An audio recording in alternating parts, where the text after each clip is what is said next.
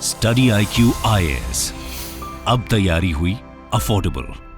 Hello everyone, study IQ के YouTube channel पे आप सभी का हार्दिक अभिनंदन है। मेरा नाम है चंदन शर्मा और आज एक बहुत इंपॉर्टेंट मैराथन सेशन हम आपके साथ करने जा रहे हैं। जैसा कि आप जानते हैं दोस्तों, CSAT कई बच्चों की एक दुखती रग है और CSAT को अगर हमने क्वालिफाई करना है बहुत ज़रूरी है ये। तभी हमारा GS में जितना हमने एफर्ट डाला है, जितनी हम मेहनत करते हैं, वो मेहनत रंग लाएगी।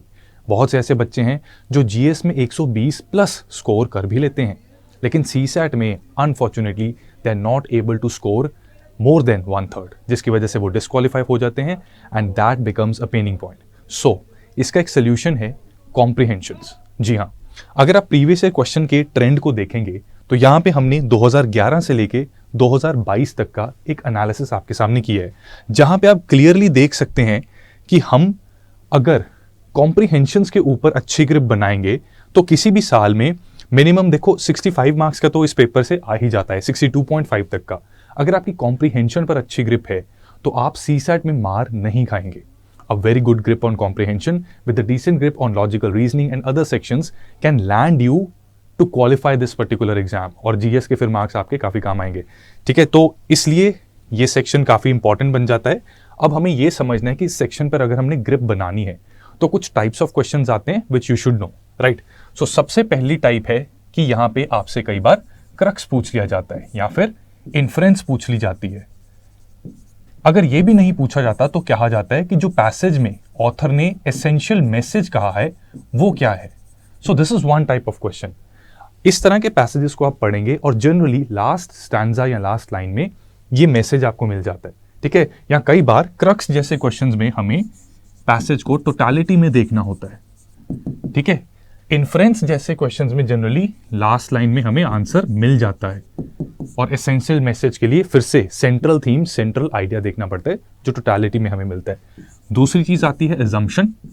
यहां पे पैसेज के बेसिस पे ही हम थोड़ा सा एक्स्ट्रापोलेट करेंगे इंफॉर्मेशन को एंड डिड्यूस करने की कोशिश करेंगे। अगर ये चीज पैसेज ने कही है कि ये चीज हो सकती है तो क्या ये चीज भी हो सकती है कि नहीं, लेकिन उसका लिंक पैसेज के साथ ही होना चाहिए।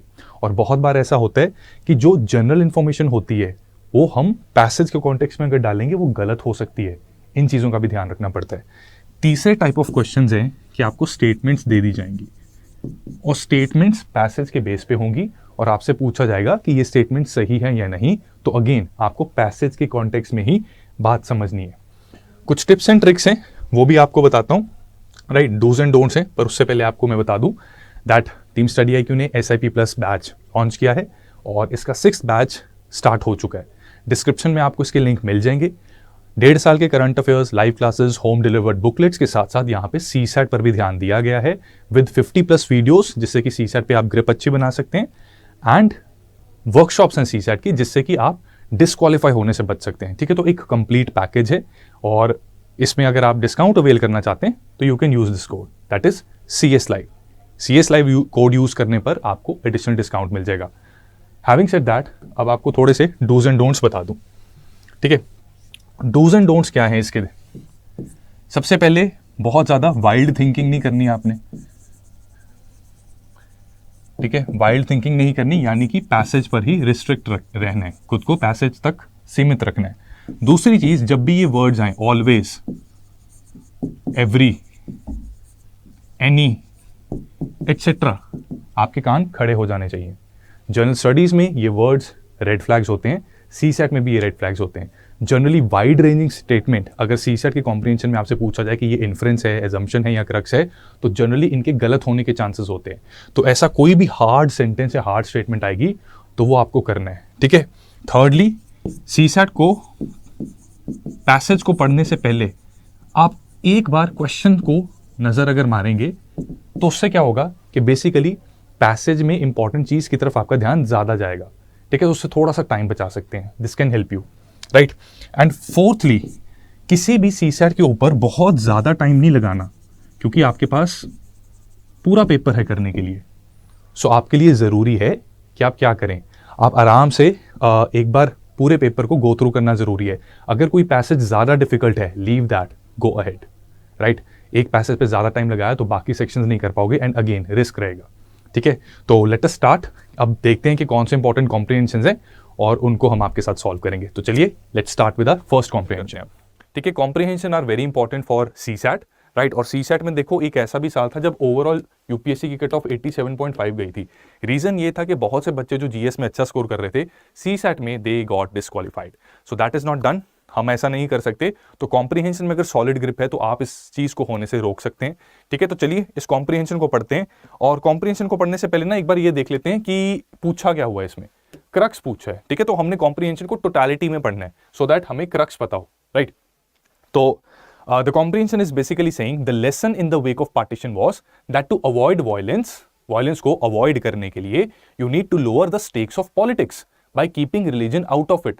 कि violence में politics एक important role play करती है, और अगर religion इस politics में आ जाए तो बहुत बड़ी situation बन सकती है। आप चाहें तो इस वीडियो को पॉज करके एक बार खुद से भी पढ़ सकते हैं, ठीक है, फिर मैं पढ़ के एक्सप्लेन करता हूं ये, राइट। तो रिलीजन को पॉलिटिक्स से बाहर रखा जाए। The animating impulse of Indian secularism was to produce peace by trying not to make religion a matter of public contestation। ठीक है, अब आपका होमवर्क, एनिमेटिंग का मतलब ढूंढ लेना। ठीक है, यहां पे बेसिकली कहा जा रहा है कि ये जो हमारे पार्टीशन में जो हमें देखने को मिला ना कि रिलीजन और पॉलिटिक्स को जोड़ने से क्या होता है, यहां पे हमारे लीडर्स में एक इंपल्स आई कि यार सेक्युलरिज्म को हमने फॉलो करना है ताकि पीस फॉलो हो सके और पॉलिटिक्स रिलीजन आपस से सेपरेटेड रहे। ठीक है, हम रिलीजन को मैटर ऑफ पब्लिक कंटेस्टेशन नहीं बना सकते कि रिलीजन के आधार पर पब्लिकली हम अपनी पॉपुलैरिटी बढ़ाएं, इलेक्शन लड़ें, ये नहीं हम कर सकते। तो स्टेट को सेक्युलर रिलीजन से थोड़ा सेपरेट रखना है। And a lot of are compromises were a result of that. उसके बाद जो हमने कॉम्प्रोमाइज किए वो भी उसी का ही नतीजा था। This was an impossible position. अब ऐसा सोच तो दिया लेकिन ऐसा प्रैक्टिकली इंप्लीमेंट करना इम्पॉसिबल था। क्यों था? Because the reforms of the modern state require intervening in the religion. कि मॉडर्न स्टेट बनी है तो रिलीजन में इंटरवीन करना पड़ेगा। क्यों? To liberate individuals from oppressive and hierarchical religious hierarchies. कि इंडिविजुअल्स जो हैं वो उन पे ऑपरेशन होती है, हायरार्की में भी वो काफी दब जाते हैं रिलीजन की वजह से, रिलीजियस आइडेंटिटीज की वजह से। तो यहां पे सरकार को इंटरवीन करना पड़ेगा, पॉजिटिव डिस्क्रिमिनेशन करनी पड़ेगी, तभी ये सिचुएशन इंप्रूव हो सकती है। एंड समटाइम्स ये this intervention was asymmetrically applied to some groups more than others. और जब सरकार ने इंटरवेंशन की तो कुछ ग्रुप्स को जरूरत से ज्यादा प्रेफरेंस दे दी, राइट, और कुछ ग्रुप्स के ऊपर बिल्कुल ध्यान नहीं दिया। तो ये पैसेज था, ठीक है। अब क्रक्स अगर हमने देखना है तो हमने बेसिकली इसकी कंक्लूजन, क्या इन्फ्रेंस हम ड्रॉ कर सकते हैं, वो बताना है कि सेंट्रल आइडिया इस पैसेज का क्या था। तो ऑप्शंस एक बार देख लो and tell me the central idea. Indian model of secularism is born out of horrors of partition. Indian model of secularism is born out of horrors of partition. ये स्टेटमेंट अपने आप में ट्रू है but it is not the crux. B पढ़ते हैं। It is difficult for a welfare state to dissociate itself from religious intervention. इसको hold पे रखते हैं जरा, ठीक है। इससे बेटर तो ये क्रक्स लग रहा है, ऑप्शन बी, ठीक है। स्टेटमेंट दोनों ट्रू हैं लेकिन क्रक्स ऑप्शन बी लग रहा है। आगे बढ़ते हैं। Religious intervention by the state leads to asymmetrical development of different communities. ठीक है, इंडिया के केस में तो ऐसा हुआ जो हमने पैसेज में देखा, ठीक है, लेकिन क्रक्स तो नहीं है ये, राइट। तो ये भी आंसर नहीं हो सकता। और डी कह रहे since independence leaders in India have tried to dissociate religion from politics to the maximum possible extent. ये तो बिल्कुल ही नहीं है, ठीक है। तो एटलीस्ट डी को तो आप कॉन्फिडेंटली एलिमिनेट कर दो। ए, बी और सी में से ए स्टेटमेंट ट्रू है लेकिन ये कॉन्टेक्स्ट बना रहा है इस पैसेज का, इसकी इन्फ्रेंस या क्रक्स नहीं है। Statement C, religious intervention by state leads to asymmetric development of different communities, ये भी एक बात कही गई है, ठीक है। लेकिन जो सेंट्रल आइडिया है, सेंट्रल आइडिया इज बी, कि वेलफेयर स्टेट को रिलीजियस इंटरवेंशन के साथ ऐसे डिसोसिएट करना बड़ा मुश्किल है। कॉन्टेक्स्ट था कि पार्टीशन हुई, हमें सेक्युलरिज्म चाहिए था, राइट, और सेक्युलरिज्म फॉलो करने के चक्कर में फिर प्रॉब्लम्स भी आई, कॉम्प्रोमाइज भी किए गए। लेकिन अगर वेलफेयर स्टेट बनाना है तो ऐसा पॉसिबल नहीं है, वो किया तो ये हो गया, ठीक है। तो सेंट्रल आइडिया ये है, ऑप्शन बी, ठीक है। B and C are very close options but the crux of the passage is option B. तो ये कॉम्प्रिहेंशन कह रहा है that in India over the last decade or so labour has been departing agriculture, यानी कि पिछले 10 सालों में लेबर एग्रीकल्चर को छोड़ के जा रही है, but is only going to construction and unregistered manufacturing which are not markedly better jobs. Agriculture को छोड़ तो रही है लेकिन कंस्ट्रक्शन में जा रही है या फिर अनरजिस्टर्ड मैन्युफैक्चरिंग में जा रही है, कि अनऑर्गेनाइज सेक्टर में जा रही है बेसिकली, जो कि अच्छी नौकरियां नहीं मानी जाती। Services where labour tends to be most productive are not generating additional jobs the country needs. जो सर्विस सेक्टर है, लेबर वहां पे सबसे ज्यादा प्रोडक्टिव होती है, लेकिन ये सेक्टर उतनी जॉब्स क्रिएट ही नहीं कर रहा जितने हमारे देश को जरूरत है। India will need 24 million or so jobs over the next decade. Bharat को अगले 10 सालों में लगभग 24 मिलियन जॉब्स को या 2.4 करोड़ जॉब्स को की जरूरत पड़ेगी अगले 10 सालों में। The new sector e commerce can at best close only half the job gap. कि जो नया सेक्टर ई कॉमर्स का है, बेस्ट टू बेस्ट ये सिर्फ आधी जॉब गैप्स जो हैं उसको कवर कर सकता है। कि जो 2.5 करोड़ की हमें जॉब चाहिए, इनमें से आधा गैप ई कॉमर्स का जो सेक्टर जो जॉब प्रोड्यूस करेगा ये शायद कवर कर दे। Only those sectors that drive domestic demand such as health and education can comfortably fit the other half. अब आधा सेक्टर तो आधी जॉब्स तो ई कॉमर्स ने कर दी, जो रिमेनिंग हाफ है वो तभी फुलफिल हो पाएंगी अगर हमारे जो घरेलू डिमांड है उसको फुलफिल करने के लिए कुछ सेक्टर्स हैं जैसे हेल्थ और एजुकेशन, उनको अगर हम यूटिलाइज करेंगे तो ही बाकी का जो हाफ है वो फुलफिल होगा। ठीक है, हाँ जी, इसमें श्रद्धा गुप्ता हार्ड कॉपी ही मिलेगी। SIP प्लस में you will get hard copy और फाउंडेशन बैच में you will even get printed notes of the class. कि क्लास में आपको खुद से नोट्स बनाने की जरूरत नहीं पड़ेगी, आप सिर्फ फैकल्टी को ध्यान से सुनना, आपको हैंड रिटन नोट्स आपको पहुंचाए जाएंगे। अभी एक पैसेज समझ लिया, क्वेश्चन देख लो, क्वेश्चन का आंसर भी बता दो, बड़े अच्छे तरीके से आए, होप मैंने ये समझाया। तो इसका आंसर आप बता दीजिए, क्या आंसर है। Which of the following is the best implied in the passage? implied का मतलब होता है क्या कहना चाह रहा है। ठीक है, तो implied जब आता है ना तो इसका मतलब इनडायरेक्टली भी कुछ अगर कहना चाह रहा है ना तो उस ऑप्शन को भी हम कंसिडर करते हैं। जब इन्फ्रेंस आता है तो डिसाइसिवली जो बात निकल के आ रही है ना बाहर, वो चीज मायने रखती है। और इन्फ्रेंस वाले क्वेश्चंस आपको जनरली ना पैसेज के लास्ट की लाइन आपको जनरली इन्फ्रेंस बताएगी। जब इंप्लाइड की बात आती है या सेंट्रल आइडिया की बात आती है, ठीक है, इंप्लाइड एंड सेंट्रल आइडिया ये सिमिलर होते हैं। तो सेंट्रल आइडिया और इंप्लाइड वाले क्वेश्चंस को अगर आपने डील करने ना तो आपको पूरे पैसेज को कलेक्टिवली देखना पड़ेगा एज अ होल। पहली ऑप्शन कह रही है strong measures need to be taken to reduce the rural to urban migration of the labour. क्या ये सेंट्रल आइडिया है? ये तो सेंट्रल आइडिया नहीं है हमारा। ये बताया जा रहा है कि रूरल एग्रीकल्चर से जा रहे हैं, लेकिन मुद्दा कुछ और है, तो ये सेंट्रल आइडिया नहीं है, ये इंप्लाइड नहीं कर रहा। Working condition in construction and unregistered manufacturing needs to be improved. अब ये स्टेटमेंट देखो, ये सच बोल रहा है, वर्किंग कंडीशंस को इंप्रूव करने की जरूरत है, लेकिन इस पैसेज के थ्रू ये कहना नहीं चाह रहा। इंप्लाई का मतलब होता है कि भैया क्या कहना चाह रहे हो, कहना क्या चाह रहे हो, ये नहीं कहना चाह रहा। सी कह रहा है service sector has been reducing the problem of unemployment. अब यहां पे भी ना ये पार्शियली ट्रू है कि सर्विस सेक्टर जो है अनएम्प्लॉयमेंट में प्रॉब्लम इस तरह से इसकी रिड्यूस कर सकता है कि अच्छी quality of jobs they, but problem ये है कि ये प्रोड्यूस ही नहीं कर रहा जॉब्स। ठीक है, तो क्योंकि ये जॉब्स प्रोड्यूस ही नहीं कर रहा तो ये तो प्रॉब्लम्स कहां से रिड्यूस करेगा अनएम्प्लॉयमेंट को। ये बिल्कुल गलत है, सी ऑप्शन बिल्कुल गलत है। ठीक है, जो सी कह रहे हैं ना काइंडली बी केयरफुल, ये तो कहा इसका उल्टा कह रहा है पैसेज में। डी कह रहा है increase social sector spending is imperative for large scale job creation. अब देखो, आप कहोगे सोशल सेक्टर की तो बात ही नहीं हुई, लेकिन हमें ना इन बिटवीन द लाइंस पढ़ना पड़ता है।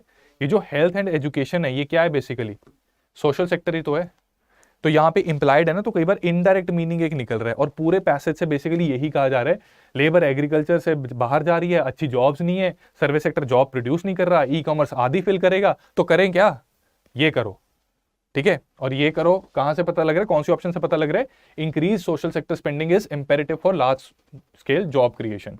इंक्रीज सोशल सेक्टर स्पेंडिंग से डोमेस्टिक डिमांड ड्राइव होगी और ये कंफर्टेबली फिल कर पाएगी remaining half of the job. Next article, ये आर्टिकल अब हम साथ में पढ़ते हैं, ये कॉम्प्रिहेंशन की तरह भी इसको यूज करते हैं। सारा अबू बकर, ठीक है, ये एक लिटरेरी आर्टिस्ट रहे हैं कन्नड़ लैंग्वेज के, एंड अभी इनकी हाल ही में इनका देहांत हुआ है, जिसकी वजह से ये इंपॉर्टेंट बन जाते हैं क्योंकि she left a legacy of Kannada literature. तो उनके बारे में आर्टिकल है, kindly go through this article once, मैं आपके साथ साथ इसको पढ़ लेता हूं। Sara Abu Bakar, who died in Mangaluru aged 86 on Tuesday, was pioneering voice in Kannada literature. Born in Malayalam speaking Muslim family in Kasargod in northern Kerala, bordering the Karnataka, Abu Bakr was the first woman in her community to matriculate. Her father, a lawyer, ignored the convention within the community of not educating girls and made sure that his daughter completed school. Since a Malayalam school was not available near their home, he shifted her to a Kannada medium school. That's how Kannada became her preferred language of expression. Malayalam's loss turned out to be Kannada's gain. अब इसको हिंदी में मैं एक बार बता देता हूं. I hope आप इसको इंग्लिश में समझ पाए. हिंदी में एक बार इसको मैं फटाफट ब्रीफ में आपको बता देता हूं. तो सरा अबू बकर की बेंगलुरु में 86 साल की उम्र में मंगलवार को उनका देहांत हो गया. वो कन्नड़ लिटरेचर की एक तरह से बहुत ही उभरती हुई आवाज थी. उन्होंने कन्नड़ लिटरेचर को बहुत कंट्रीब्यूट किया उसकी एनरिचमेंट में. इनका जन्म मलयालम स्पीकिंग मुस्लिम फैमिली में हुआ था. एक मलयालम भाषा बोलने वाले मुस्लिम परिवार में हुआ था. कासरगोड नाम की जगह में, जो केरला के नॉर्दर्न हिस्से में है. ये जगह कर्नाटका के बॉर्डर के साथ टच होती है. अबू बकर जो थी अपनी कम्युनिटी से पहली ऐसी महिला थी जिन्होंने मैट्रिकुलेट किया, यानी कि 10th पास की. राइट.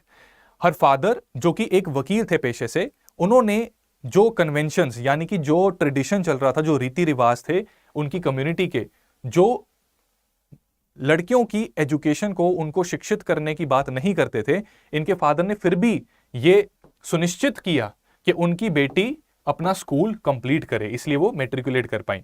अब स्कूल कंप्लीट करना उनके लिए इंपॉर्टेंट था. वहां पे मलयालम स्कूल उनकी जगह के पास नहीं था. ठीक है, क्योंकि बॉर्डर को करता था कर्नाटका के साथ और वो एक तरह से स्टेट के कोने में था, तो मलयालम स्कूल आसपास नहीं था.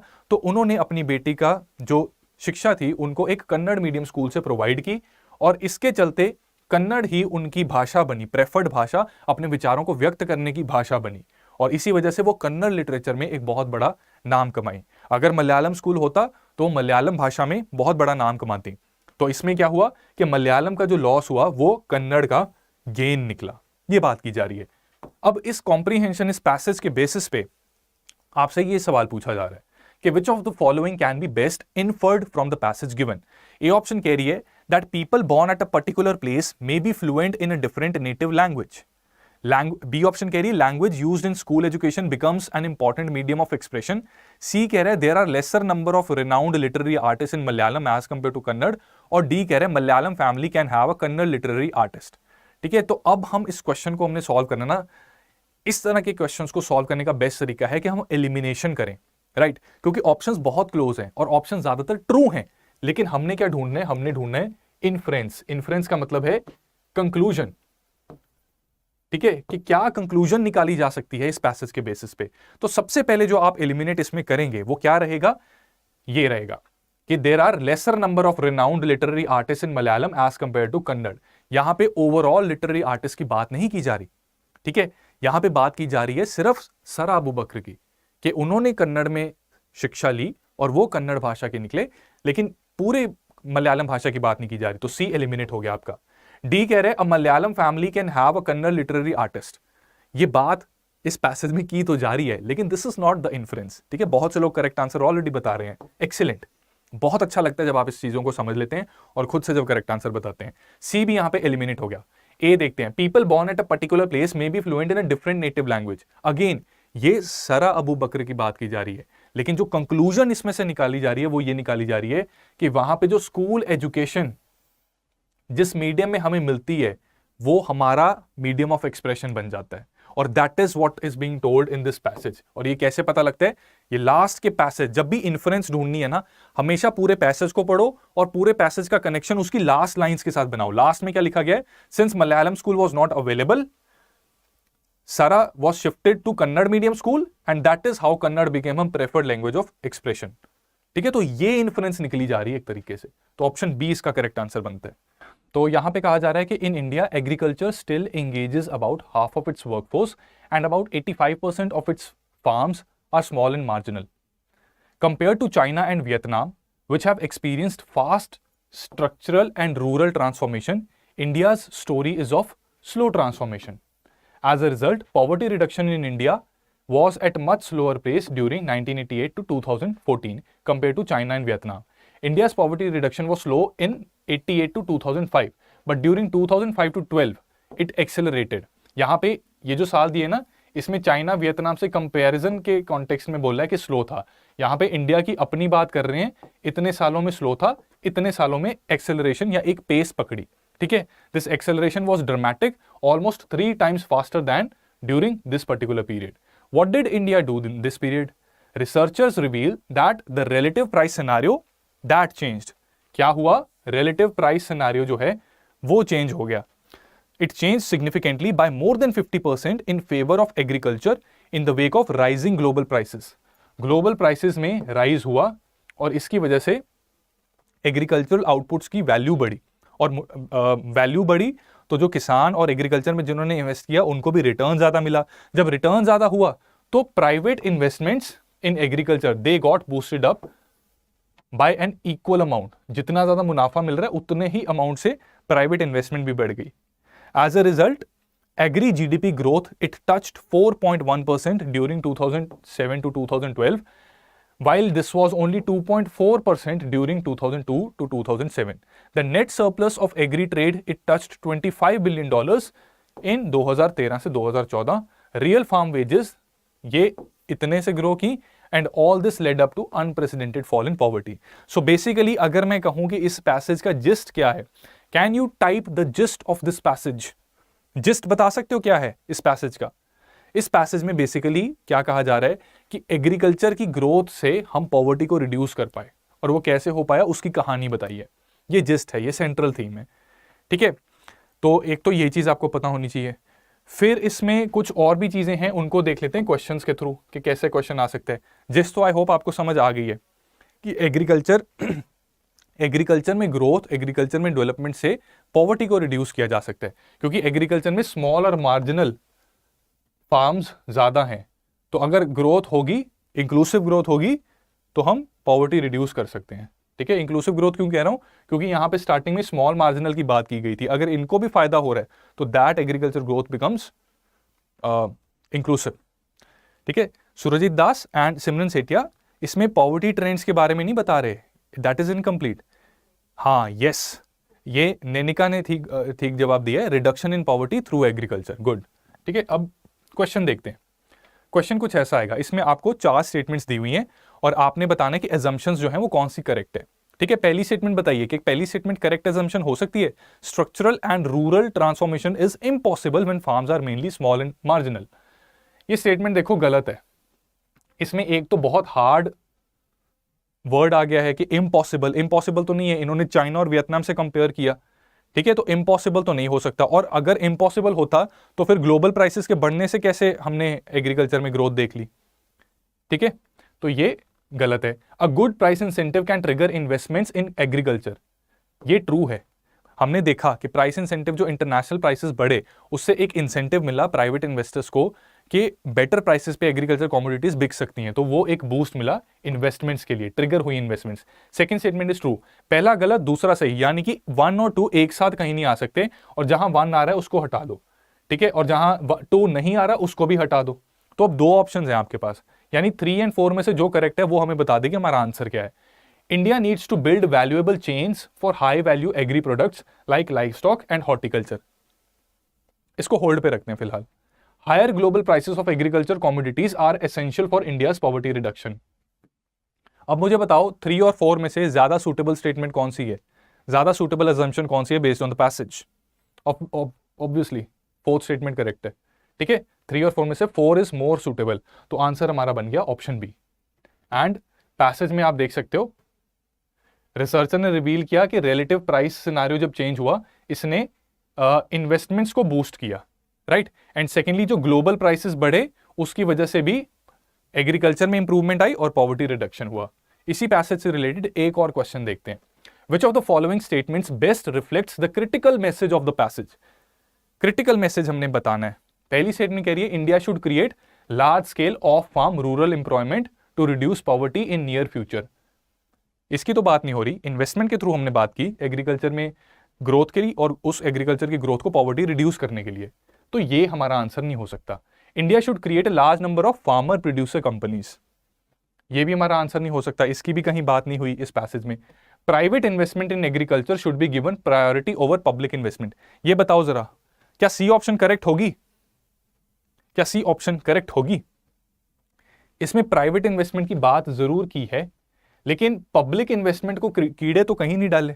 ऐसा तो नहीं कहा कि प्राइवेट इन्वेस्टमेंट को प्रायोरिटी दो in comparison to public investment, ऐसा तो नहीं है। रादर एक ऐसा मैसेज जरूर निकल रहा है कि अगर प्राइवेट इन्वेस्टमेंट नहीं है तो सरकार को पब्लिक इन्वेस्टमेंट, अपनी इन्वेस्टमेंट करके एग्रीकल्चर की ग्रोथ बढ़ानी चाहिए। तो ये भी हमारा आंसर नहीं हो सकता। तो इस तरीके के क्वेश्चन को ना हमेशा एलिमिनेशन से पहले ट्राई करना सॉल्व करने की, और एलिमिनेशन के थ्रू हमने सारी ऑप्शन एलिमिनेट कर दिए, बेखौफ होकर ऑप्शन डी मार्क करना। ठीक है, ऑप्शन डी में किसी को कंफ्यूजन आ सकती है, इंक्लूसिव एग्रीकल्चर ग्रोथ की तो बात हुई नहीं, it is the key to reduce poverty in near future. लेकिन जहां पे स्टार्टिंग में स्मॉल एंड मार्जिनल फार्मर्स की बात हुई ना, तो इसका मतलब स्मॉल एंड मार्जिनल फार्मर्स का जब तक उत्थान नहीं होता तब तक पॉवर्टी रिड्यूस करना मुश्किल है। एंड स्मॉल मार्जिनल फार्मर्स का उत्थान करने का मतलब ही ये है कि इंक्लूसिव एग्रीकल्चर ग्रोथ हमारी होगी। आई होप ये चीज क्लियर है। तो ये आर्टिकल भी आया था, ये एडिटोरियल भी आया था। तो बेसिकली ये कह रहा है कि आओ इंड्यूसिंग ड्रोन शॉट्स। आओ इंड्यूसिंग ड्रोन शॉट्स का मतलब होता है कि मन को गुदगुदा देने वाले ड्रोन के जो शॉट्स होते हैं ना ऊपर, वेडिंग फोटोशूट्स में भी बहुत लोगों ने देखा होगा। ठीक है, तो वो शॉट्स जो हैं ओडिशा की जो वेन्यूज हैं जहां पे हॉकी वर्ल्ड कप क्रिएट किया जा रहा है, ये बहुत एक it will look fetching not just on glitchy brochures. ठीक है, ग्लिची ब्रोशर्स मतलब चमक धमक वाली चीजें जो हैं, ये ड्रोन शॉट्स कमाल का काम करेंगे। They are poster frames of the emergence of hockey in a state of India. ये जो ड्रोन शॉट्स हैं, these are the poster frames of the emergence of hockey in a state of India and which is branding itself as the reinvigorated sports spiritual home. कि basically hockey का एक पुनर्जन्म होने वाली ये जो स्टेट है, उस तरीके से ये खुद को ब्रांड कर रही है। Right, it's not just the state of art infrastructure that Odisha is offering to hockey, it's a complete repackaging with state's name on Indian jersey and an entire brand recall for a part of country that's putting sport front and center. तो काफी कुछ कर रही है Odisha state hockey के लिए। State of the art infrastructure बनाया है, जर्सी के ऊपर स्टेट का नाम है, पूरा का पूरा ब्रांड इमेज अपनी क्रिएट की जा रही है और स्पोर्ट्स को फ्रंट और सेंटर में वहां लाया जा रहा है। द वर्ल्ड कप ये तो सिर्फ एक ओकेजन है, it is merely an occasion, क्योंकि Odisha has enviable sporting infrastructure in other sports too. World cup तो सिर्फ एक बहाना है, ओडिशा के पास बाकी स्पोर्ट्स इंफ्रास्ट्रक्चर में भी काफी अच्छी चीजें हैं, जैसे track and field, badminton, shooting, football and rugby. The truest science of development though they are the 17 artificial turfs in Sundargarh district, one in each block that are training hundreds of potential hockey stars for the future. तो सबसे बड़ी achievement यहाँ पे ये है कि यहाँ ना 17 आर्टिफिशियल टर्फ्स का मतलब हॉकी फील्ड्स। ठीक है, टर्फ्स का मतलब है प्लेग्राउंड बेसिकली होता है, तो इस कॉन्टेक्स्ट में टर्फ्स का मतलब हॉकी फील्ड्स। सुंदरगढ़ में 17 प्लेग्राउंड्स हैं, हर ब्लॉक में एक प्लेग्राउंड है और इस ब्लॉक से भविष्य के हॉकी के उभरते हुए सितारों को ट्रेन किया जा रहा है। ठीक है, so this is quite interesting. और सिर्फ सुंदरगढ़ में नहीं है, it is also there in Rourkela, जहां पे 2 किलोमीटर के रेडियस में 4 ऐसे हॉकी फील्ड्स हैं जहां पे ट्रेनिंग दी जाती है, Panposh academy and Birsa Munda stadium. और काडोबाल विलेज यहाँ पे एक जगह है, इसकी एग्जाम्पल दी हुई है that at Kadobahal village for instance there is a brand new turf a stone's throw away from the ground where India defender Nilam Xess began his journey.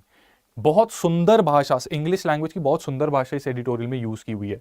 ठीक है, a stone's throw away, what do you mean by a stone's throw away? यानी कि बहुत पास, कि ऐसे पत्थर फेंका वो पहुंच गया। तो गढ़ोपाल विलेज जो है, यहां पे एक ब्रांड न्यू टर्फ है जो कि बहुत पास है, किसके पास है? एक ग्राउंड के, जहां पे इंडियन डिफेंडर नीलाम सेस ने, ठीक है, ये पुराने हमारे इंडियन डिफेंडर थे हॉकी के, इन्होंने अपनी जर्नी शुरुआत की थी। सिमिलरली लास्ट मंडे, पिछले मंडे को Panposh got 2 new turfs on which 180 trainees learn the basics of game every day. यानी कि इंफ्रास्ट्रक्चर को कंटिन्यूसली बढ़ाया जा रहा है। लेकिन of course to truly take off, hockey needs dedicated people, smart coaching and scouting brains and investment of ideas for players. And while Odisha is using hockey to make a political statement, the best hopes are that those stunning drone shot pictures prod other states to support the sport in backyard as well. Prod का मतलब प्रोत्साहन करें, बाकी states को भी ओडिशा की example प्रोत्साहित करें ताकि वो भी अपने स्टेट्स में स्पोर्ट्स को इनकरेज करें। तो अब सॉल्व कीजिए ये क्वेश्चन। With reference to above passage, assumptions कुछ दी गई हैं, कौन सी assumption करेक्ट है? पहली स्टेटमेंट आपको कह रही है that Odisha has state of the art infrastructure to host multiple sporting event. Second statement कह रही है Odisha is the birth place of hockey in the world. और थर्ड स्टेटमेंट कह रही है sports must be separated from politics to maintain sanctity. बताइए कौन सा आंसर इसमें करेक्ट होना चाहिए? What should be the correct answer to this question?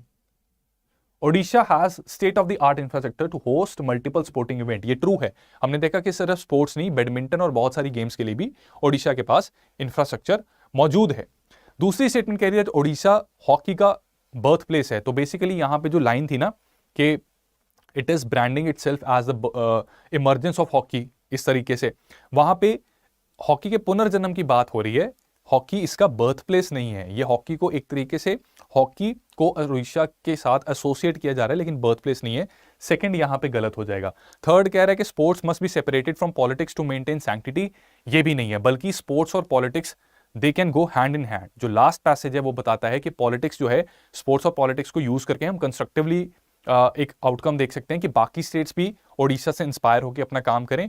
On the other hand hockey जैसी स्पोर्ट को बढ़ावा देके वहां की जो रूलिंग गवर्नमेंट, रूलिंग पार्टी है, वो एक तरह से अपनी पॉपुलैरिटी को भी बढ़ा रही है, जिसका फायदा आगे जाके इलेक्शंस में वो लेगी। ठीक है, सो ओनली फर्स्ट स्टेटमेंट यहां पे करेक्ट है और आंसर आपका ऑप्शन सी बन जाएगा। ठीक है, यहां पे ये लाइन थी, they are poster frames of the emergence of hockey in a state of India, कि जो ड्रोन शॉट्स हैं वो एक तरीके से ये इंडिकेट कर रहे हैं कि hockey, emergence of a hockey in a state of India, कि हॉकी एक तरीके से पॉपुलराइज हो रही है। बर्थ प्लेस की बात नहीं की जा रही। Odisha has enviable sporting infrastructure of other sports too, ये भी हमने पैसेज में देखा। और पॉलिटिकल स्टेटमेंट के लिए हॉकी को यूज किया जा रहा है, तो स्पोर्ट्स और पॉलिटिक्स जो हैं उनको अलग ऐसे करना जरूरी नहीं है। हाँ, सैंक्टिटी बनी रहनी चाहिए, पर अलग करके ही सैंक्टिटी बनेगी ऐसा नहीं कहा गया। अब इन्फ्रेंस बताइए, बेस्ट इन्फ्रेंस कौन सी स्टेटमेंट बता रही है कि Odisha has best infrastructure to host sporting events? B कह रही है mere infrastructure is not enough to ensure success of sporting event. C कह रही है sports have important role in politics, और डी कह रही है नन ऑफ द अबव। तो इसका जो करेक्ट आंसर बनेगा, ठीक है, अब देखो ये ट्रू है, ओडिशा के पास है अच्छा इंफ्रास्ट्रक्चर, हमने देखा भी, एग्जांपल्स भी दी।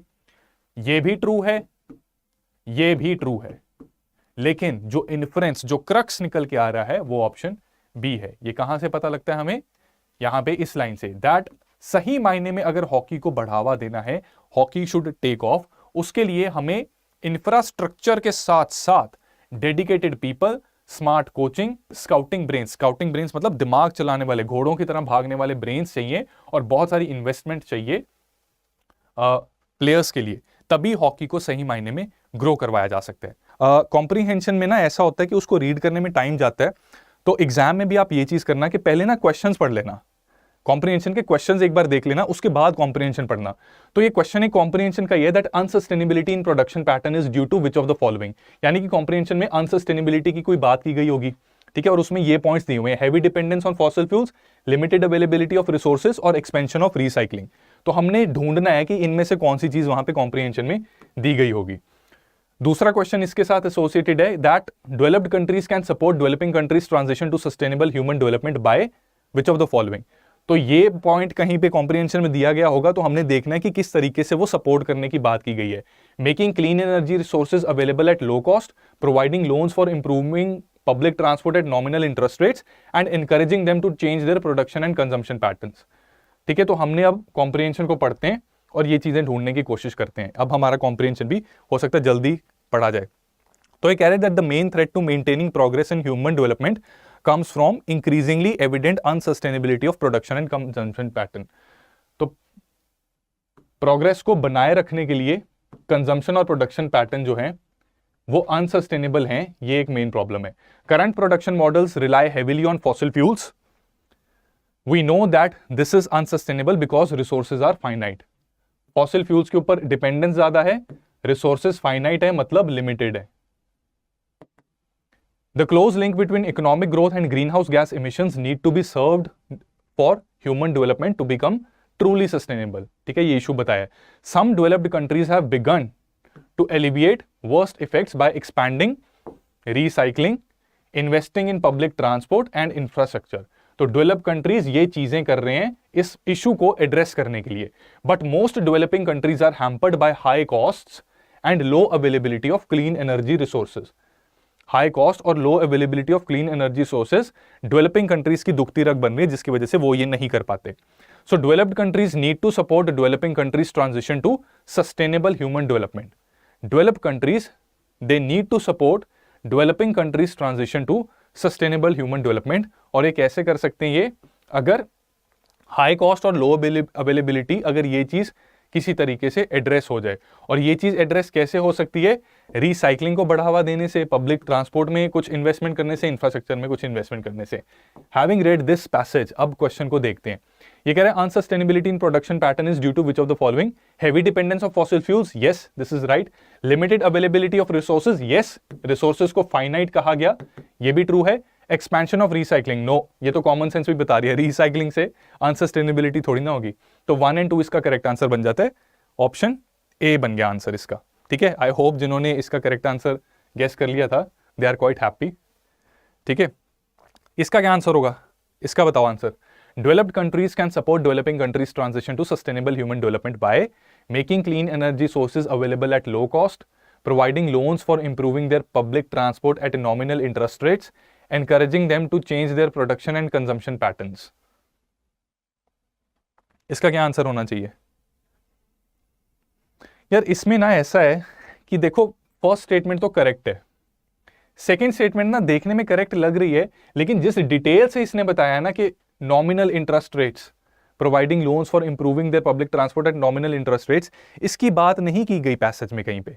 ये जरूर कहा गया कि हाई कॉस्ट उनकी प्रॉब्लम है, ऐसा करने से वो कॉस्ट रिड्यूस जरूर की जा सकती है, लेकिन इतनी डिटेल में पैसेज में बात नहीं की गई। और जो थर्ड स्टेटमेंट है, by encouraging them to change their production and consumption patterns, ये भी वैसे ठीक हो सकता है, लेकिन 1 और 3 ऐसी कोई ऑप्शन है ही नहीं जिसको हम मार्क कर सकें, और 2 तो गलत होना ही चाहिए। तो जहां जहां 2 आ रहा है उसको एलिमिनेट किया तो आंसर हमारा ऑप्शन 1 बन जाता है यहां पे। ठीक है, अगर सिर्फ ये लिखा होता कि ensuring lower cost in public transport, तब ये ठीक होता, लेकिन इतनी डिटेल में नॉमिनल इंटरेस्ट रेट्स की बात नहीं की गई कहीं पे, राइट, पैसेज के अंदर। सिमिलरली प्रोडक्शन और कंजम्पशन पैटर्न को चेंज करवा के, ये देखो होना तो चाहिए था ये ठीक, लेकिन ऐसी ऑप्शन ही नहीं है, तो आंसर हमारा ए यहां पे बन जाएगा। ठीक है, कॉम्प्रिहेंशन दोस्तों थोड़ा लंबा है, ट्राई टू रीड, थोड़ा सा खुद से रीड करने की कोशिश करना है इसे।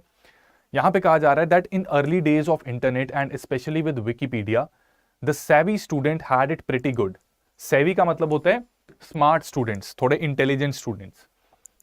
No more poring over books in a dusty university library, finding volumes on shelves with no guide but Dewey decimal system. यहां पे बेसिकली कहा जा रहा है कि विकिपीडिया से ये काम बच गया कि अब लाइब्रेरी में जाके छानबीन नहीं करनी पड़ती थी। ठीक है, और अब आज की डेट में तो और भी टाइम आपका बच रहा है कि अब विकिपीडिया पे भी नहीं जाना पड़ता, हम ही लोग काफ़ी चीज़ों को रिसर्च करके आपके सामने परोस के दे देते हैं। फाउंडेशन कोर्स में यही सब होना है। ठीक है, काफ़ी चीज़ों में जो रिसर्च खुद में जो जोर लगता है ना वो बचता है, तो ऐसे कोर्सेज का वही पर्पस है, और जहाँ जोर बचता है ना वहाँ बचाना भी चाहिए। आगे पढ़ते हैं। Just scroll through the entry and if you are particularly conscious, इसका मतलब ढूंढना आप। Follow the link at the bottom to confirm the sources. तो बेसिकली कंसेंशियस का मतलब यह है कि क्यूरियस, कि आपने विकिपीडिया की एंट्री खोली, उसमें अगर आपको ज्यादा ही क्यूरियोसिटी है तो नीचे दिए हुए लिंक पे क्लिक करके आप और ज्यादा सोर्सेज को देख सकते हैं। ठीक है, और ऐसे आपका रिसर्च हो जाता है। देन देयर वर दोस्त जो थोड़े लेजी थे एंड फार लेस स्क्रपलेस, मेहनती भी कम थे।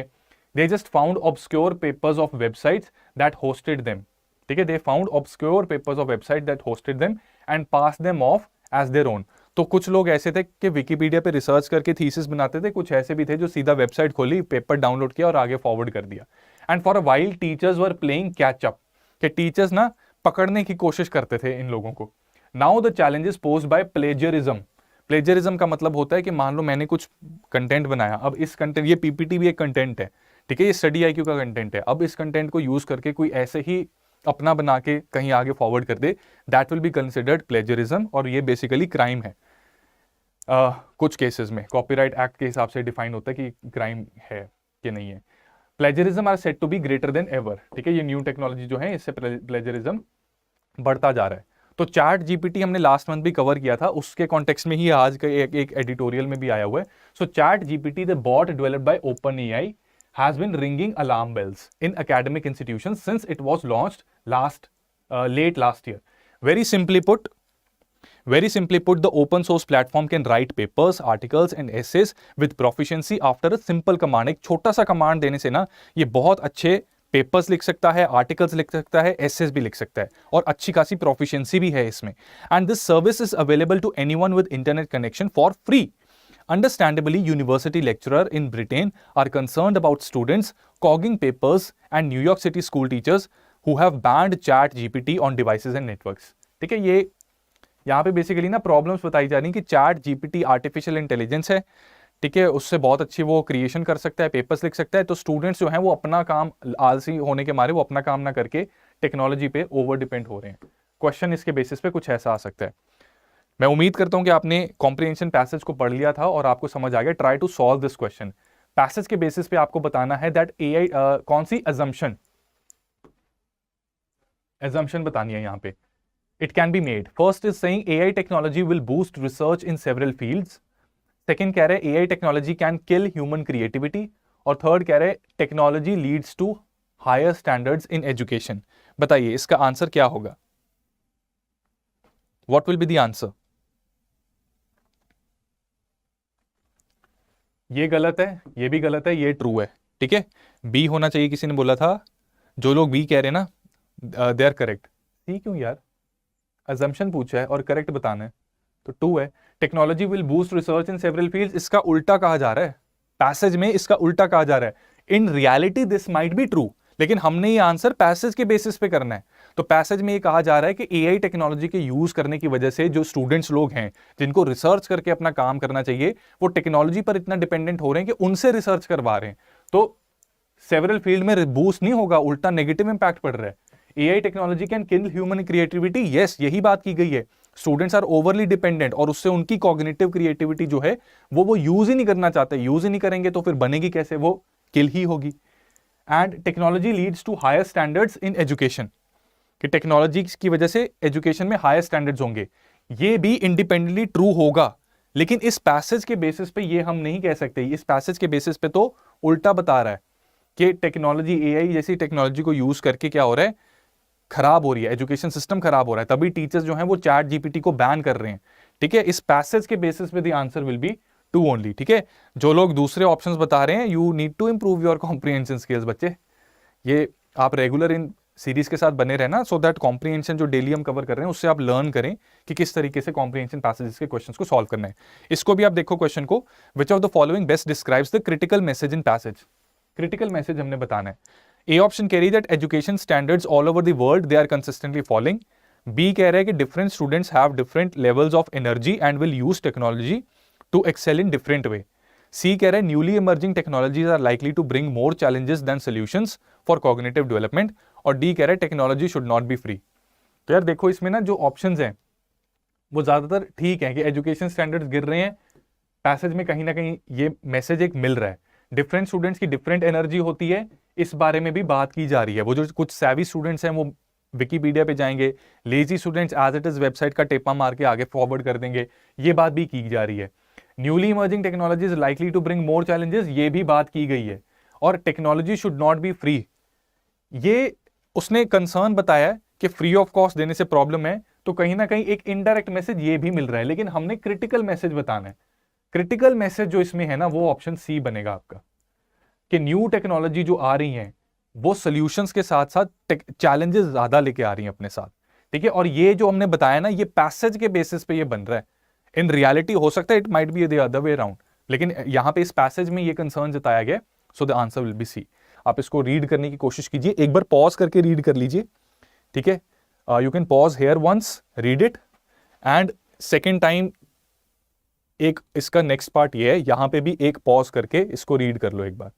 ठीक है, फिर मैं इसका मतलब साथ साथ समझाता हूं. तो यहां पे बेसिकली कहा जा रहा है that unless the forces and tendencies which are responsible for destroying countries environment are checked in near future and afforestation of denuded areas is taken up on a massive scale, the harshness of climatic conditions and soil erosion by wind and water will increase to such an extent that agriculture, which is the mainstay of our people, will gradually become impossible. तो यहाँ से ना एक learning ले लो, ये बहुत बड़ा sentence है. यूपीएससी मेंस में ना डोंट डू दिस, ये एडिटर्स को सूट करता है इतना. देखो, ये यहाँ से लेके यहाँ तक एक सेंटेंस है. यूपीएससी में यूज शॉर्ट सेंटेंसेस.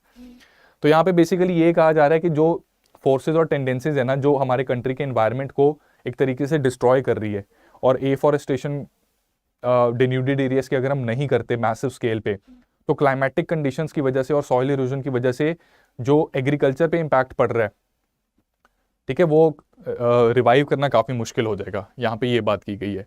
फिर यहाँ पे कह रहे हैं that the desert countries of the world and our own desert areas in Rajasthan are a grim reminder of the consequences of large scale deforestation. के लार्ज स्केल पेड़ों को काटने से क्या इंपैक्ट पड़ सकता है, कि बंजर जमीन बन सकती है, जिंदगी मुश्किल हो जाती है।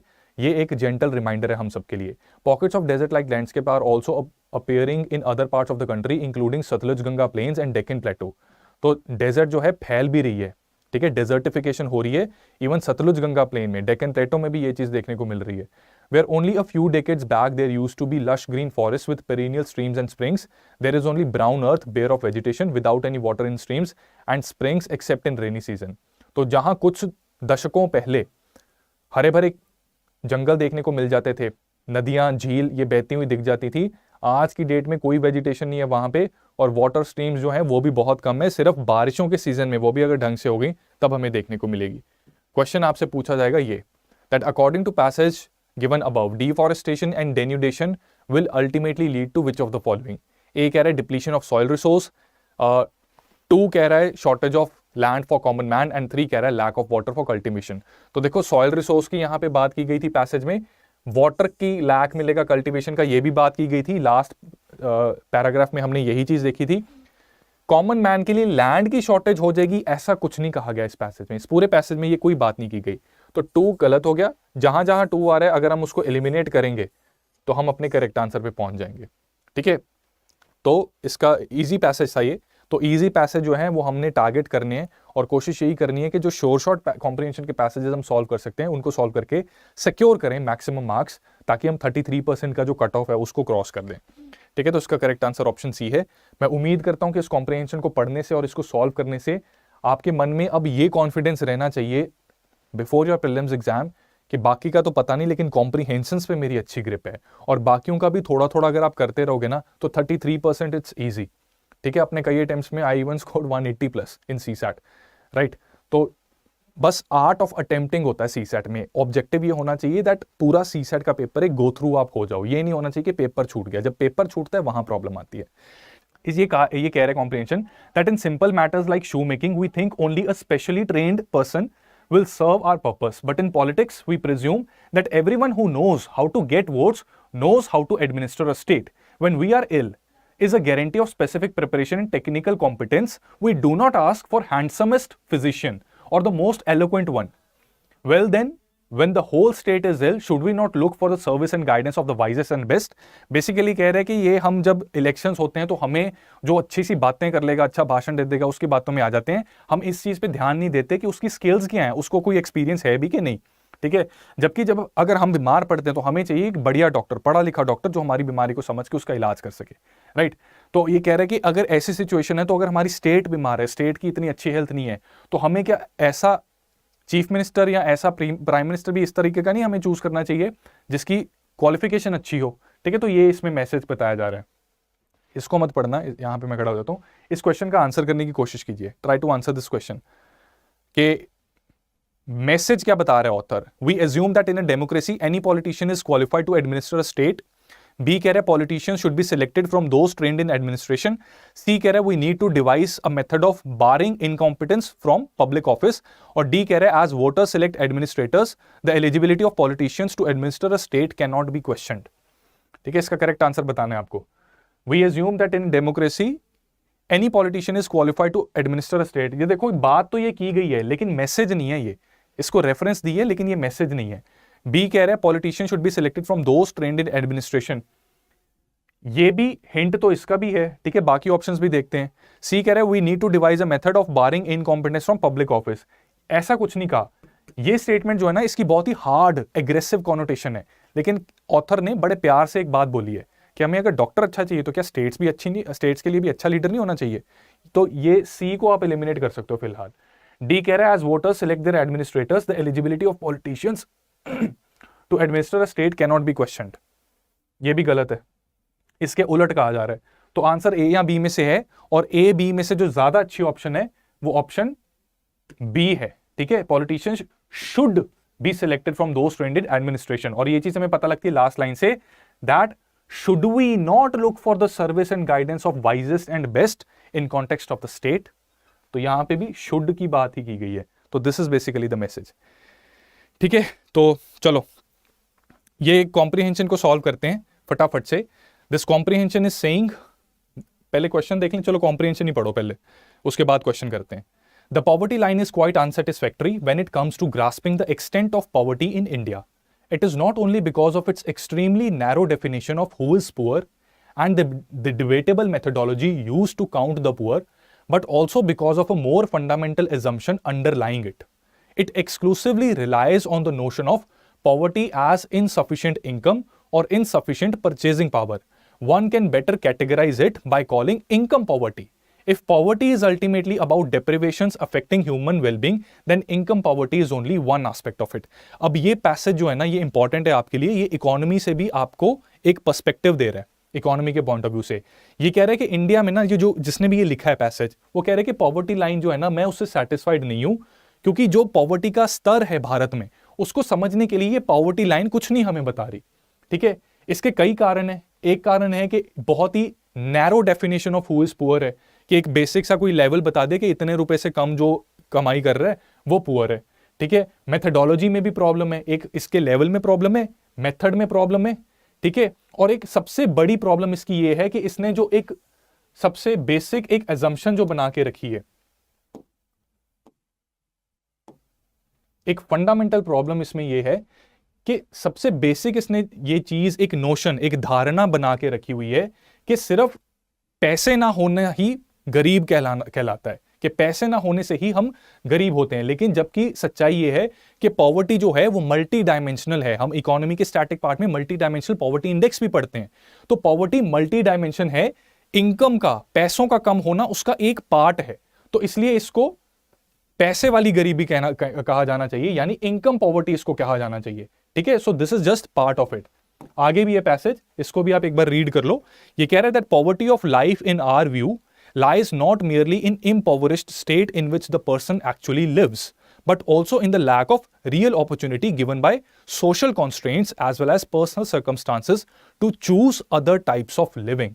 तो इसने अपने पॉइंट को सप्लीमेंट किया है. ये कह रहा है कि इसके नजरिए में सिर्फ गरीब होना एक इम्पॉवरिश्ड स्टेट, इम्पॉवरिश्ड मतलब कि आपके रिसोर्सेज ही नहीं है, सिर्फ वो चीज ही पॉवर्टी नहीं इंडिकेट कर रही, बल्कि अपॉर्चुनिटीज में अगर आपको कमी मिल रही है, कि आप टैलेंटेड हो लेकिन आपको अपॉर्चुनिटीज नहीं मिल रही, वो भी क्या कहलाएगा?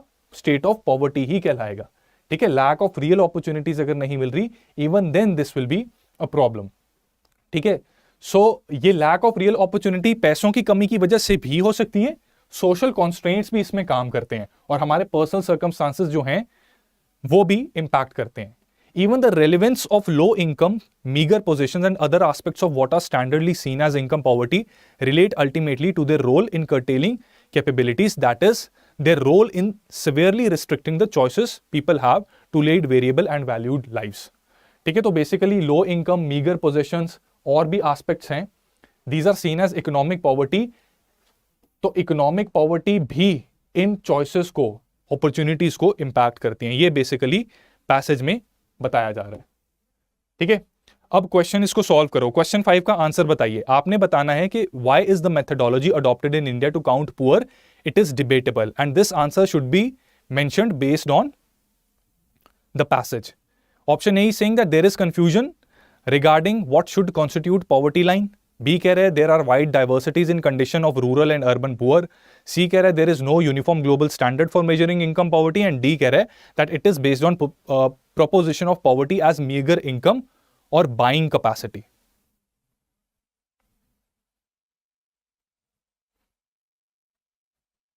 तो इसमें देखो B को और C को तो एलिमिनेट ही कर दो, ये बातें तो की ही नहीं गई.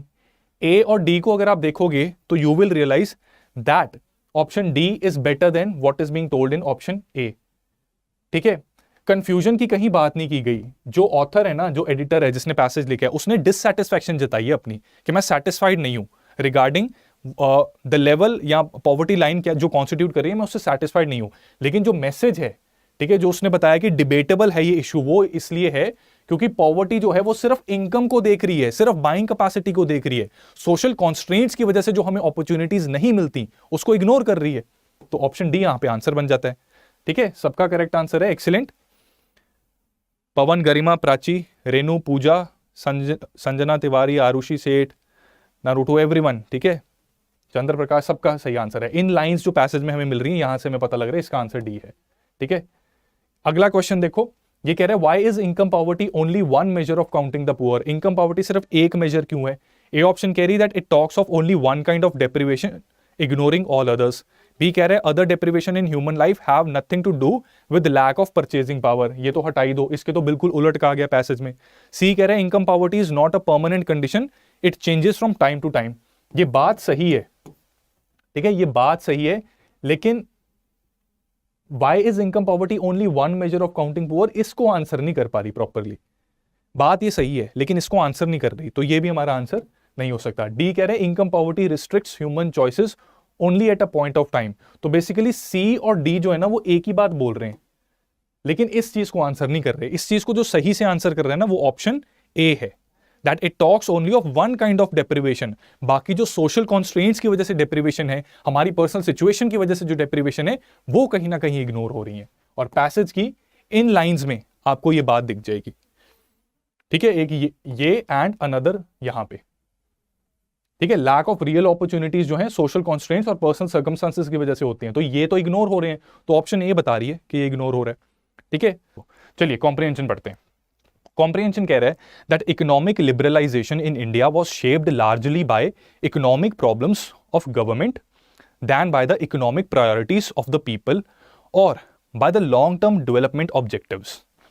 Thus, there were limitations in conception and design which have been subsequently validated by experience. Jobless growth, persistent poverty, and rising inequality, they have mounted as problems since economic liberalization began. Jobless growth, persistent poverty, and rising inequality mounted as problems since economic liberalization began. And all these years, four quiet crises confront the economy. वो crisis कौन से हैं? ये इन सारे सालों में 4 crisis हैं जिन्होंने confront किया: agriculture, infrastructure, industrialization, and education as constraints on country's future prospects. These problems must be resolved in economic growth. If the economic growth has to be sustained and transformed into meaningful development. ठीक है, तो ये passage आया था, ठीक है, previous year question का ये पैसेज है। इसमें इकोनॉमिक लिबरलाइजेशन में क्या डेवलपमेंट चल रही थी कि इकोनॉमिक लिबरलाइजेशन जो थी, इट वाज बेसिकली, उसके पीछे का जो कारण था, it was largely the economic problems of government. ठीक है, पर लोगों की प्रायोरिटी या लॉन्ग टर्म डेवलपमेंट ऑब्जेक्टिव्स नहीं थे। ये जो गवर्नमेंट प्रॉब्लम्स उस टाइम पे फेस कर रही थी, उस प्रॉब्लम का आउटकम था कि इकोनॉमिक लिबरलाइजेशन, हमने अपनी मार्केट्स को खोलना पड़ा, राइट। तो कई सारी लिमिटेशंस थी, there were limitations in the conception and design which have subsequently validated by the experience. और वो एक्सपीरियंस क्या हुआ कि 1991 के बाद हमें ग्रोथ तो देखने को मिली, लेकिन वो ग्रोथ जॉब्स के बिना थी, जॉबलेस ग्रोथ थी। पॉवर्टी अभी भी है, लिबरलाइजेशन के बाद पॉवर्टी तो कहीं नहीं गई। इनइक्वालिटी ये तो बढ़ गई लिबरलाइजेशन के बाद और इंटेंसिफाई हो गई। ठीक है, तो ये तो काफी काम खराब हो रहा है। और इतने सारे सालों में, 30 साल लगभग हो गए हमें लिबरलाइज हुए, तो उसमें 4 क्राइसिस हमें बहुत ज्यादा परेशान कर रहे हैं। एग्रीकल्चर में, इंफ्रास्ट्रक्चर में, इंडस्ट्रियलाइजेशन में और एजुकेशन में कुछ कॉन्स्ट्रेंट्स हैं जो कंट्री के फ्यूचर के प्रोस्पेक्ट्स को इंपैक्ट कर रही हैं। और इनको जब तक रिजॉल्व नहीं किया, तब तक इकोनॉमिक ग्रोथ को सस्टेन करना और मीनिंगफुल डेवलपमेंट करवाना मुश्किल रहेगा। तो इसके बेसिस पे आपके सामने ये क्वेश्चन आएगा। इस क्वेश्चन का आप आंसर बताइए, और आंसर बताने से पहले जो जीएस के आपके 8 क्वेश्चंस में से कितने क्वेश्चंस करेक्ट हैं, इसको भी एक बार जरूर कमेंट्स में बताइए। ठीक है, तो 9th क्वेश्चन क्या कह रहा है? 9th कह रहा है, पहली स्टेटमेंट कि इंडियाज इकोनॉमी, आपको 2 स्टेटमेंट दी हुई हैं, ये अजम्पशंस हैं, ठीक है, और कहा जा रहा है वैलिड कौन सी है। पहली स्टेटमेंट कह रही है India's economy needs to be greatly integrated with global economy so as to create large number of jobs and to sustain its growth momentum. Do you think this statement is correct? Do you think? इसके उलट नहीं कह रहा passage में, ठीक है, excellent यार, जिसके काफी 8 में से 8 करेक्ट हैं जिनके, बहुत अच्छी बात है। ये स्टेटमेंट तो यार उलट है, जो पैसेज में बात कही जा रही है उसके उलट है। सेकंड स्टेटमेंट कह रही है that economic liberalisation would cause large economic growth which would reduce poverty and create sufficient employment in the long run. ये भी गलत है। बात बिल्कुल उलट कही गई है। बात यहाँ पे जो एडिटर या जिसने ये लिखा है आर्टिकल, वो इकोनॉमिक लिबरलाइजेशन को कीड़े डाल रहा है, कि वो कह रहा है कि ये तो सरकार की मजबूरी थी जो लिबरलाइजेशन हमें करनी पड़ी, लोग नहीं चाहते थे, और लिबरलाइजेशन करने के बाद कोई झंडे नहीं गाड़े। क्या हो रहा है, गरीबी बढ़ी, इनइक्वालिटी बढ़ी, जॉबलेस ग्रोथ हुई, ये प्रॉब्लम्स हुई। ठीक है, तो दोनों ही स्टेटमेंट्स बेसिकली पैसेज की जो कोर आइडिया है उसके अगेंस्ट है, तो दोनों ही अजम्पशंस गलत है। आंसर हमारा ऑप्शन डी बन जाएगा। तो कॉम्प्रिहेंशन पैसेज से कोई डरेगा नहीं, इर्रेस्पेक्टिव कि आप हिंदी मीडियम से हैं कि इंग्लिश मीडियम से। ठीक है, हिंदी मीडियम वालों आप में मेहनत करने की कैपेबिलिटी ज्यादा होती है, ये मैंने खुद ऑब्जर्व किया है। तो इसमें ना संकोच नहीं करना, कॉम्प्रिहेंशन को समझना स्टुअर्ट ब्रॉड, और खुद को समझो युवराज सिंह। वहां पे एक बार पढ़ के समझ के भगवान का नाम लेके लगाना एक करेक्ट आंसर। ठीक है, फायदा ही होगा। Kindly go through this comprehension once. तो कॉम्प्रिहेंशन कह रहे हैं कि at the start of the new year in a series of tweets, British playwright, screen writer, novelist and film maker Hanif Kureishi revealed a turn of events on Boxing Day in Rome that has put into peril his ability to ever walk or write again, a grievous fall that had injured his spine and resulted in partial paralysis of arms and legs. तो देखो अभी ये ना आज के editorial में ये article आया हुआ है, इसी को मैंने कॉम्प्रिहेंशन बनाया है। सो that is the beauty of this series कि यहाँ से आप कुछ इंफॉर्मेशन भी गेन कर सकते हो। स्टेट के बच्चों के लिए ना, स्टेट्स में ऐसे क्वेश्चन आ जाते हैं, ये याद रखना। हानिफ कुरैशी जो है ना ब्रिटिश हैं और लिटरेचर के साथ एसोसिएटेड हैं। He is a playwright, screen writer, novelist and film maker as well. ठीक है, तो remember this thing about Hanif Kureishi, right. तो बॉक्सिंग डे चल रहा था रोम में, और वहां पे इनके करियर में एक बहुत बड़ा ट्विस्ट आ गया। क्यों? क्योंकि ये बहुत बुरी तरह गिरे, जिसके गिरने की वजह से इनकी रीढ़ की हड्डी में एक प्रॉब्लम आई। और आप सब जानते हैं कि रीढ़ की हड्डी बॉडी का एक बहुत क्रूशियल पार्ट होता है। स्पाइन हमारी बेसिकली बहुत क्रूशियल पार्ट होती है, रीढ़ की हड्डी तो बेसिकली उसको प्रोटेक्ट करती है। तो उसकी वजह से उनका पार्शियल पैरालिसिस हो गया। तो उनकी जो बाजुएं और लेग्स हैं, they are not working properly, right. So एक राइटर के लिए उसकी बाजुएं काम ना करना एक बहुत घातक स्थिति है। लेकिन हुआ क्या, it has not impacted his mental equity. What is equity? आपको नीचे डिफिकल्ट वर्ड्स के मीनिंग्स मैंने दे रखे हैं कि इनकी मेंटल शार्पनेस पे इसका असर नहीं है, हाथ पैर नहीं चल रहे लेकिन दिमाग चल रहा है, राइट। और उनकी जो एबिलिटी है कहानियां सुनाने की, वो भी बरकरार है। Transcribed initially by his wife Isabella and then his son Carlo Qureshi has been sending out dispatches from his hospital bed on his debilitation and telling the stories of his life like a Beccacean chattering mouth. ठीक है, तो यहाँ पे basically उनकी जो एक निष्ठा है अपने करियर के प्रति, अपने काम के प्रति, तो वो दिखाया जा रहा है कि किस तरीके से हॉस्पिटल के बेड पर बैठ के भी वो अपने आइडियाज को जनरेट कर रहे हैं और अपने लव्ड एंड डियर वंस की मदद से उनको बाहर भेज रहे हैं to various other people.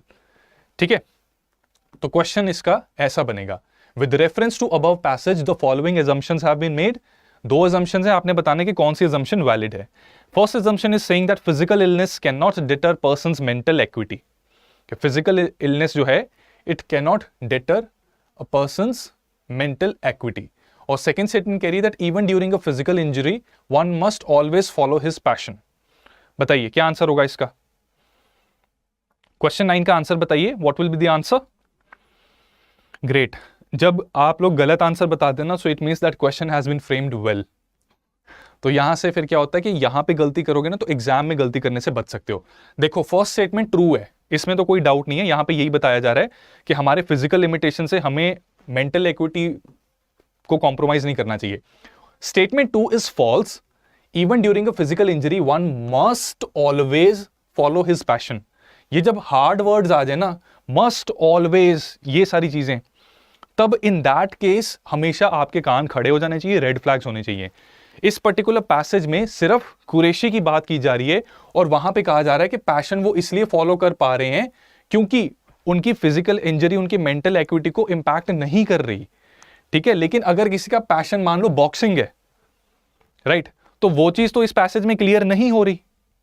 That particular thing is not being cleared in this passage कि अगर फिजिकल इंजरी कुछ हो गई और उसका पैशन भी फिजिकल पैशन है, कोई रनिंग करने का, एथलीट है, तो उस केस में तो ये स्टेटमेंट फॉल्स हो जाएगी। तो ये मस्ट ऑलवेज की वजह से, मस्ट ऑलवेज इस इन दो शब्दों की वजह से ये असम्पशन इनकरेक्ट हो जाती है, राइट। सो इसका करेक्ट आंसर ऑप्शन ए बन जाता है। ठीक है, and everyone who has marked option A excellent. जिन्होंने दूसरी ऑप्शन मार्क की है अब समझ लो, इस तरीके से हमने अप्रोच करना है पैसेजेस को। Which of the following highlights the core message by the writer in above passage? Option A कह रही है one should not let his mental acuity be impacted by his physical limitation.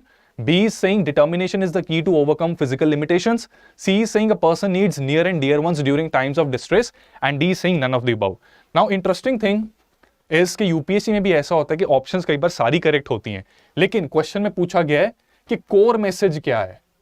A option कह रही है कि mental equity should not B impacted by physical limitation, ठीक है, close option है सारी। बी कह रहा है determination is the key to overcome physical limitations, and C कह रहे हैं a person needs near and dear one during times of distress. देखो ये ट्रू तो है लेकिन कोर मैसेज नहीं है, ठीक है, ये हटा दो। नन ऑफ द अबव भी हम नहीं कर सकते, इसमें ए और बी में से कोई ना कोई तो आंसर होगा। ऑप्शन ए कह रही है कि मेंटल एक्विटी को अपनी फिजिकल लिमिटेशन से इंपैक्ट ना होने दो, ठीक है, और बी कह रहा है determination is the key to overcome physical limitation. So यहां पे B is better than option A, ठीक है। ए ऑप्शन में सिर्फ मेंटल इक्विटी की बात की जा रही है, मेंटल शार्पनेस की बात की जा रही है, लेकिन बी जो है वो बता रहा है कि मेंटल शार्पनेस को भी इंपैक्ट होने से कैसे आप रोक सकते हो, डिटर्मिनेशन से। और यहां पे जिनकी बात की जा रही कुरैशी की, उनकी डिटर्मिनेशन है जिसकी वजह से उनकी फिजिकल लिमिटेशन के बियॉन्ड वो जा पा रहे हैं। सो इसका करेक्ट आंसर ऑप्शन बी बनेगा, ठीक है। डिफिकल्ट क्वेश्चन, ए और बी में कंफ्यूजन आएगी, बट हमने ये देखना है कि ए और बी में से बेस्ट मैसेज कौन कन्वे कर रहा है। So option B is conveying the better message, so that is why this is correct. So दोस्तों मैं उम्मीद करता हूँ कि ये पर्टिकुलर वीडियो आपको काफ़ी ज़्यादा बेनिफिशियल रही है एंड सीसैट और कॉम्प्रिहेंशन के ऊपर आपकी अच्छी ग्रिप इससे बन पाएगी, राइट। एंड हमने जो अप्रोच यूज़ की है उसमें आप समझ पा रहे हैं कि बेसिकली कॉम्प्रिहेंशन को सॉल्व करने का एक बड़ा ही सिंपल सा फंडा होता है। हमने अलग अलग कॉम्प्रिहेंशंस को सॉल्व करके आपके साथ वो फंडे डिस्कस किए हैं, तो उम्मीद करता हूँ कि आपके लिए काफ़ी बेनिफिशियल रहेगा। और जो लोग तैयारी में न्यू हैं, स्टार्ट कर रहे हैं, उनको मैं बता दूं कि जीएस देखो इंपॉर्टेंट है, बट सीसैट को इग्नोर नहीं करना चाहिए। तो हमारा जो फाउंडेशन बैच है वो एक कॉम्प्रिहेंसिव बैच है जिसमें सीसैट को इक्वल इंपॉर्टेंस दी गई है। जीएस के साथ साथ, मेंटरशिप के साथ साथ, ज्ञानवानी सेशंस के साथ साथ सीसैट के लिए भी जो चेंजिंग ट्रेंड्स हैं, ठीक है, उसके हिसाब से आपको एक रेलिवेंट इंफॉर्मेशन, रेलिवेंट गाइडेंस और रेलिवेंट प्रैक्टिस सेट मिलता है, राइट। एंड आप जानते हैं कि 2020 की, मैं बार बार बताता हूँ, 2020 की कट ऑफ जीएस की 87.5 गई थी जनरल की। इसका कारण यही था कि सीसैट में बहुत से बच्चे डिस्क्वालीफाई हो गए थे। तो अगर आपकी जीएस स्ट्रांग है, इट्स इक्वली इंपॉर्टेंट कि आपका सीसैट भी स्ट्रांग हो, और what better way to strengthen it than using comprehensions, क्योंकि वो तो वैसे ही वहाँ पे दिया हुआ है, तो उसको पढ़ के ही वही सॉल्व करना है, ठीक है। सो फाउंडेशन कोर्स के लिंक्स भी आपको डिस्क्रिप्शन में मिल जाएंगे, इसका फायदा ले सकते हैं आप। And again if you want to save some money, so you can use this particular code CS Live and save a few bucks. तो बहुत जल्द आपसे हम क्लासेस में मिलेंगे। Thank you. Study IQ IAS, अब तैयारी हुई अफोर्डेबल।